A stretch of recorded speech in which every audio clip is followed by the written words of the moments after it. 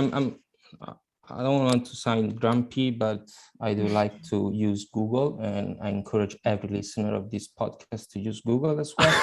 So, like, if you want to know what a DAO is, just type on the search bar of Google, what is DAO? What is DAO? Yeah, Makes sense. Well, you know what? Let's do that now. What does? but he doesn't want to be grumpy, you know. He's not being grumpy. Not grumpy at all. Thank you, everybody, for joining us for another episode of Unfuck the Internet. I'm, of course, your host, Ian Maven, joined again by the lovely Amanda Rosita out in Rome, Italy. Yes, I am. Thank you, Ian, for introducing me. And thank you, guys. Thank you to all the guys that are here in this conversation with us, because here we have Francesco, we have Leone, and we have Matteo. Hello. You guys can say hello. Yeah. Hello. I think that was our beat, Yeah, kind of. You may be right. It's a slight delay. Can we get like a hello, kind of like a barbershop quartet? Hello, Hello. The intro of Ian was so good. Oh my god, we got it. Yeah, Thank it you. Well, thank you guys. I know it's taken some practice to get me there. Only like 8 episodes of practice and a lot of failures. So today we're joined here by the lovely. I'm going to just call you guys the Italian Consulting Crew, because that seems like a cool nickname to go on with that. And we want to have a bit of a conversation regarding cryptocurrencies going forward. So I guess best way of talking about it is, what exactly is crypto trading? Like, when somebody says crypto and the devices behind that, or what exactly is crypto trading, I guess, is the best way of putting it. Any one of you guys just take like a. Who wants to start with that? Yeah, who wants to start? I'll go first. Okay. Go right ahead. Go. What is crypto trading? It's basically like trading, like traditional trading with stocks, but 100 times faster. So like the dynamics at the base are pretty much the same. Like you have a chart, like support, resistances, and trends and stuff. So like you have all your cool lines that you draw up on the chart, trying to predict where the price gonna be, like in the next 4 hours, 1 day, 1 week, 1 month, next year. So like, pretty much the same thing that you're accustomed to, just you're doing it on tokens traded on the blockchain. Okay, gotcha. And it's almost completely like digital as well. Like, is that like a big appeal though about crypto trading compared to like stocks or regular commodity trading? Because like the returns are insane on crypto. It's like usually you have I don't know, like I don't know how much the Nasdaq performed, like the tech index for the boomer market. I think it was up more than 20% this year, like 23% or something. Oh, and okay. Like I think Bitcoin was up, I think more than 1,000% year over year. Okay.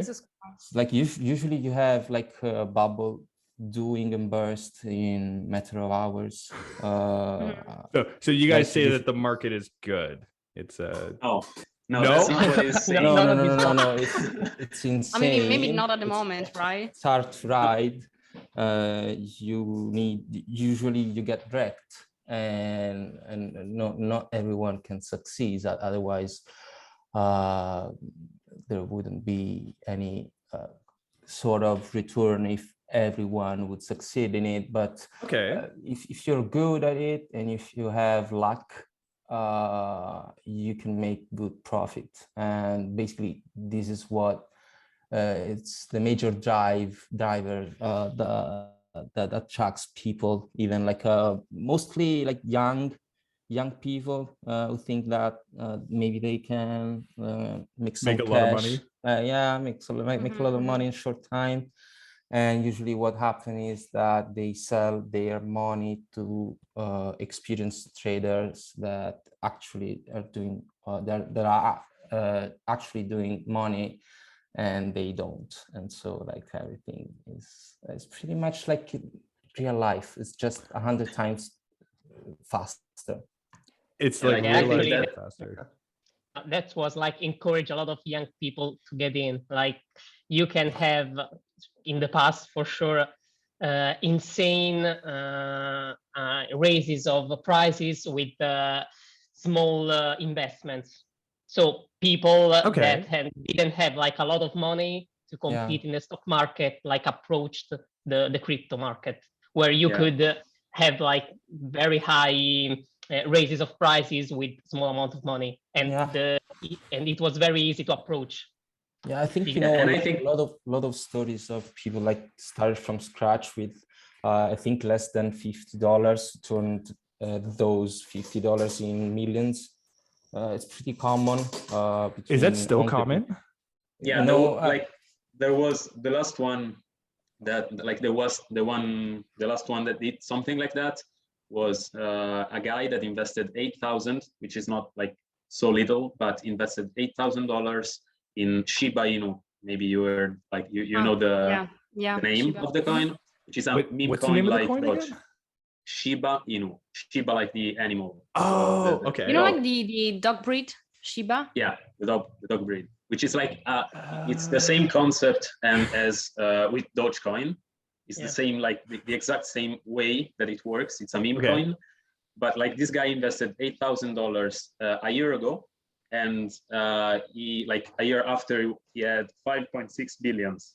Wow. So, yeah, billions with a B. billions with a B. With a B. Then like the thing here is that obviously when this guy tries to take profit, then of course those 5.6 billions will not be that amount, because as soon as he starts selling, then the price will dump in front of his eyes. Okay. And it will be like with 1 billion alone, but still it's 1 billion. So it's like, 1 billion. That's incredible. You know what? Yeah. Honestly, there's got to be some appeal then. I could totally see the appeal if you get $80,000 American and then you end with a billion. Like the thing is that this doesn't happen often. That's like obvious. Otherwise everyone would be rich. And the thing is that also like not everyone has $8,000 to put on a single coin, because that's like the opposite of what you should do for risk diversification and stuff like that. So I mean, and $8,000 not only in a coin, but in a very risky coin without any fundamentals in the back. So it was only a speculation, a complete total speculation. I mean, the thing is that he was probably rich before because he had like $8,000 to spend like on a random coin. Yeah. And then he got even richer, while a lot of people just lost money because maybe they bought like days ago, like me. And then this news came out, and like the price, you saw the price going down. Like in 3 days, it went 50% less. Because this guy, like a news like this, impacted the whole market, and all the people that invested in those coins will try to sell as soon as possible because they know what's coming. Yeah. Well, they also want to get $1 billion, hopefully, as soon as possible. So it's very much like an area where you can lose a lot of money or you can gain a lot of money through it. Yeah. Is that kind of what attracted all you guys to get into the crypto trading market? No. Okay. How did you like it then? Actually, I think the most interesting story has to be the one of Francesco, because like me and Leone got into crypto because of the tech. Yeah, which is that lame. Okay. It's not lame. That's pretty cool. Well, people were printing billions in 2016. We were there, like, like to. Do you see the blockchain? Like this will change the world. Blockchain is like for payments and stuff. So cool. But we should probably buy a Bitcoin. No, better study the technology. Okay. Yeah. So we took 3 years to study the technology without investing. Ooh. And then we started investing in 2019, which still was like pretty soon compared to what happened in like 2020 and 2021. But like we started this just because of the interest in the technology. So in what the technology can do for the world and how it impacts like everyday life and like how the world works somehow. I think we had our first conversation between me and Leone was during our bachelor years. and we were like sitting next each other next to each other, and we're like talking about blockchain, and I told him like I'm thinking about starting a node for Bitcoin, because at that time it was still possible, a little bit expensive maybe, but it was possible, and to mine Bitcoin, and then like 1 week later I came up to him and like, you know what, never mind, it's no biggie, it's all Ponzi, you know, like it won't go any further. And like fast forward 3 years later, early 2019, I told him like, you know what, like every single penny I'm doing with my job, they're gonna straight up into my investment account. I'm gonna buy the shit out of Bitcoin with every single penny I have. And so we started basically investing. Then COVID came and I nearly had a heart attack, I think. Like, yeah. How much did you lose in one day, or like in I don't know. It was like at the time it was a fuck ton of money. Like I think, I don't know, like it was maybe more than 50% of my portfolio. Oh, geez. And if I'm not mistaken, like the March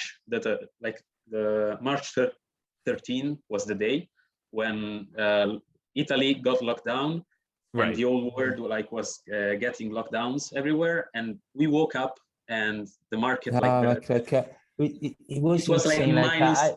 Yeah, minus 70% or something in a day. You could see like a huge candle. Like, if I think about it, like I still have like I don't know, goosebumps or something. Because like I mean I started investing in 2014. I was doing like traditional stock. Okay, I've always been interested in investing. It's fun. I mean, to me, it's really fun. It's more for the fun than the money, but less stressful. So like I had a little bit of experience when I approached crypto in 2019. So basically what I did was I thought I knew something, then I approached cryptocurrencies and I told myself, okay, what you learned the past 5 years counts nothing. You have to start from scratch again. And so, because I thought that the competencies that I had, I grew with the traditional stock market were enough to trade a new market. I was wrong. And and so I started to apply the concepts of like fundamental analysis and trying to get the cash flow and like valuations and fair value and all this stuff. Like I even try to apply like economics, like okay. So you approach it rationally. Yeah, nope. But then March came, and I think I was working at a center, and I think I took almost 3 days off work. Because like I was just staring the screen, watching my net worth decoupling. It was fun. Did you get to sleep those days or not? No, because like it wasn't only Bitcoin, it was also Wall Street that was crashing, and there's something that's called circuit breakers. So when you trade, when there's too much volatility, basically the market shuts down until the price is it's stable enough again. And there was the time when like 10 minutes after the opening bell, circuit breakers went in, then like 10 minutes break, resume trading, circuit breakers goes in, 10 minutes break, circuit breakers goes in again. And it was insane, man. Like I could just feel the stress from here. That you just reliving the stress. You can't talk about it. Yeah, when you're like retelling it, just like the pain is just coming back. Just like yeah, but the funny part is I was talking to Leo, and I was like screaming, shouting in the chat, like writing all caps lock, like market's crashing, we're all gonna die. What the fuck is this? Or I am gonna die, or I'm gonna suicide. I'm gonna kill myself, basically. The fact is this virus. This is my 20s. I'm peak performance. Yada yada. Like I can't go down with the market. What should I do? And it was like Leo, chilling, like, no, I'm holding. Who cares? What goes up, what goes down must comes up. This word, like, really, each month, please get in. Like, please, they are giving money for free. Please join. And after like months of attempts, I joined them. And at first, I didn't really realize what I was doing, to be honest. But at some point, I realized that, oh, good, everything is raising. I'm getting money. I don't even know how, but I'm getting a lot of money with this stuff. And I started actually to study how to trade with with some videos, trainings, materials that they gave me. And I didn't have I had this knowledge of blockchain from the university, because now at the university they try to teach you blockchain in really yeah, like essential like the is basics it like one of lesson blockchain. Or is it like, do they actually make it like a comprehensive? No, there were like courses, but not like main courses. There were like seminars about blockchain at the university. And why did you join that? I think Leone participated to some of them. Yeah. And they at that point they started to insert topics of blockchain even in the main subjects.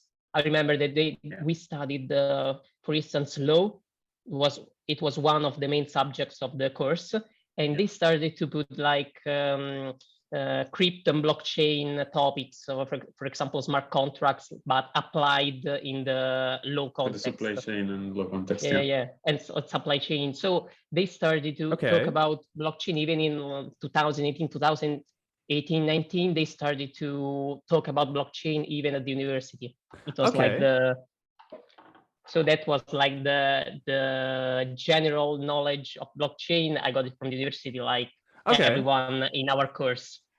But I had no idea of all the really the word that were behind the blockchain and this crypto ecosystem, because it's completely crazy. Hey, at least you're honest with it. You're in it to make money out of it. No, I started making money. I was very happy for the first months. Then I realized that when you make money, it's like an instant. You can lose everything. But it's like, I don't know if you ever used a motorbike when you're young. You're not scared of anything. When you started doing something, you're not scared of anything. So I started to see the prices that were like dumping, but I didn't give a shit at that point. Yeah. I don't know. I was ultra confident in my. Like I remember one thing, if I can share, like when there was when there was the market crash on May this year, like 2021, so like 7 months ago. Okay. There were like me and Matteo, we were like terrified that time because we had like a lot of money invested, so we were overexposed and stuff like that on that particular moment. And then there was Francesco that kept like buying things, like Ethereum did like a -50 or -40 again, like in a day. And he was like there, I'm gonna buy, and he was buying. He kept buying. Then like we were trying to tell him like, bro, we don't know if this will come up. Take a minute, take a break. He kept buying, and then like he was right because the market came back up again, and he made profit while we were like worried about what would happen in the Okay.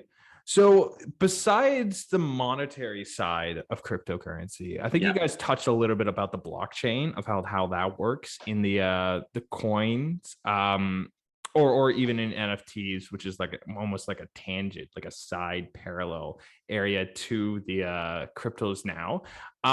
Do you guys notice any like strong trends in crypto going forward? Like, is it more and more coins that are going out there? Do you guys see like a convergence towards like a stronger Ethereum or Bitcoin? Yeah, or like DeFi, decentralized finance. Who wanna go? Yeah, you can talk many times, like just take your time. Okay. I don't know where to start. Like, I mean, it's like, what do you think about life? Where to start? That's one way of starting it, you know. So we started out a conversation on cryptocurrency. No, now but- we're at the meaning of life.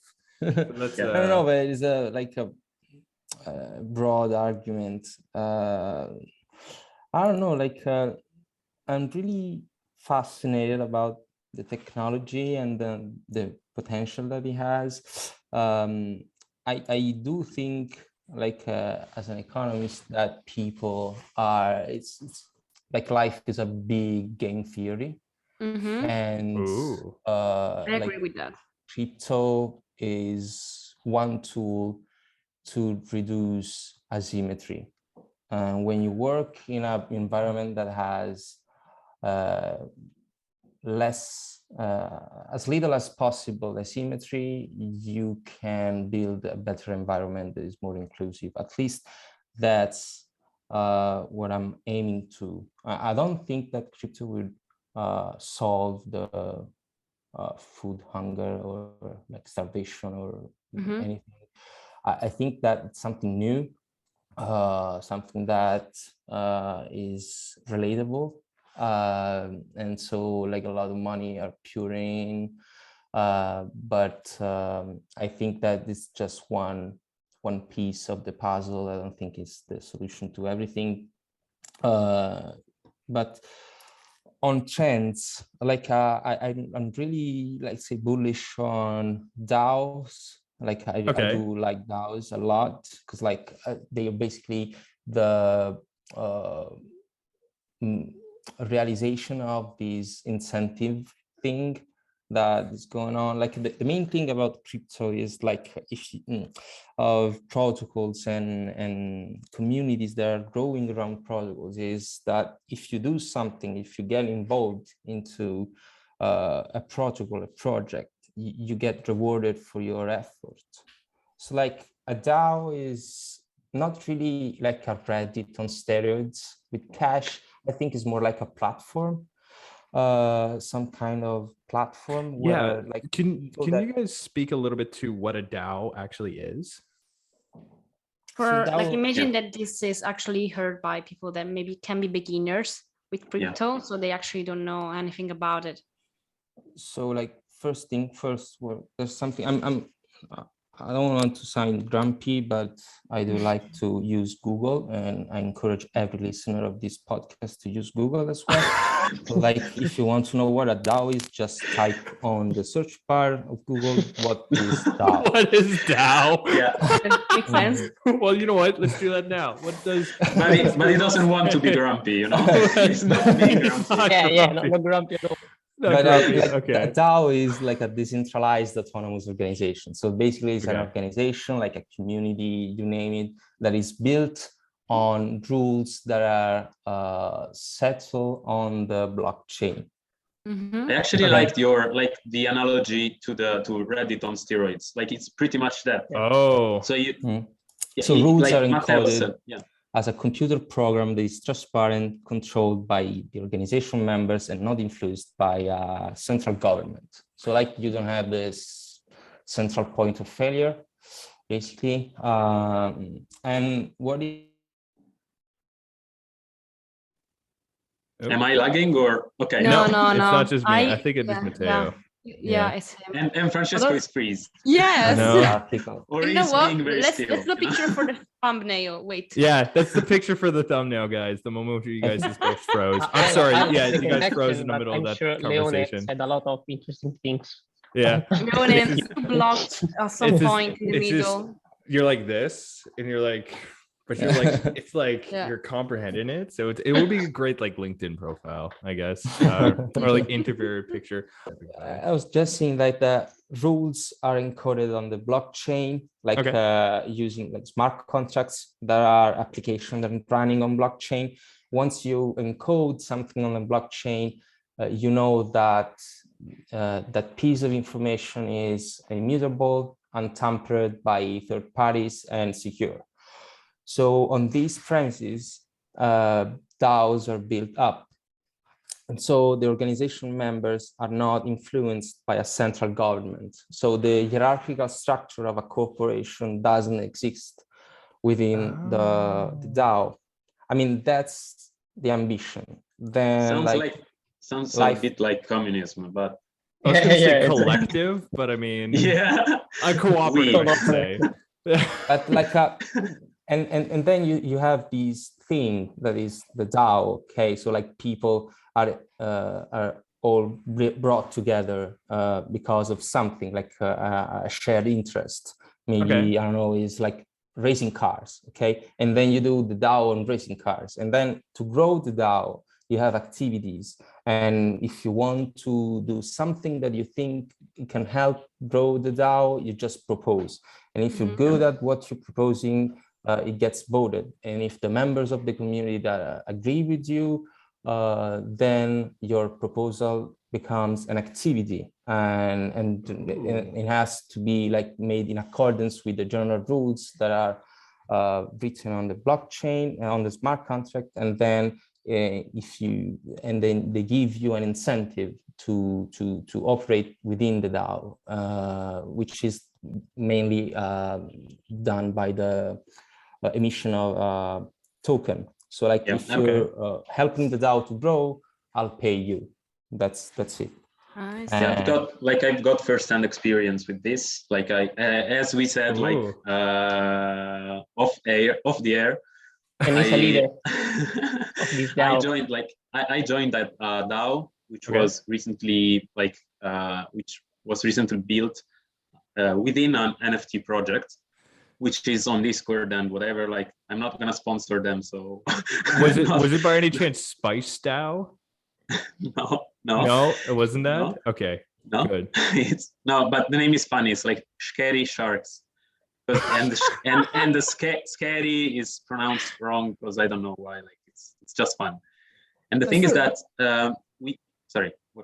No, I was gonna say, what's the craziest DAO you guys have heard of? Like the weirdest, the strangest DAO. But the first one I know the story about Leone. Oh yeah. The way I pronounced that. Leone.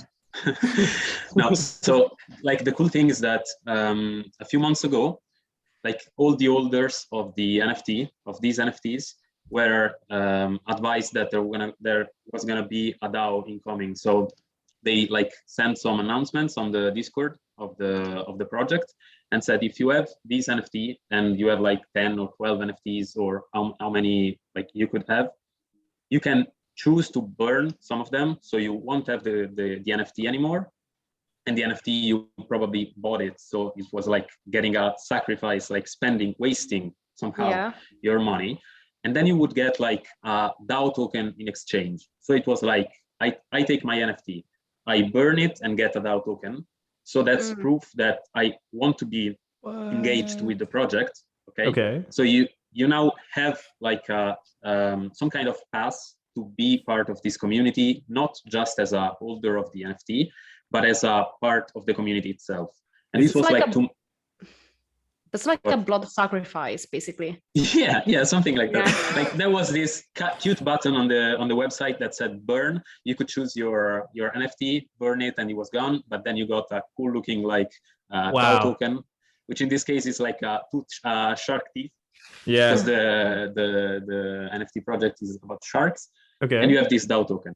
Once you have this, over time, like they started giving announcements about how the DAO was gonna be, how the DAO was gonna develop over time.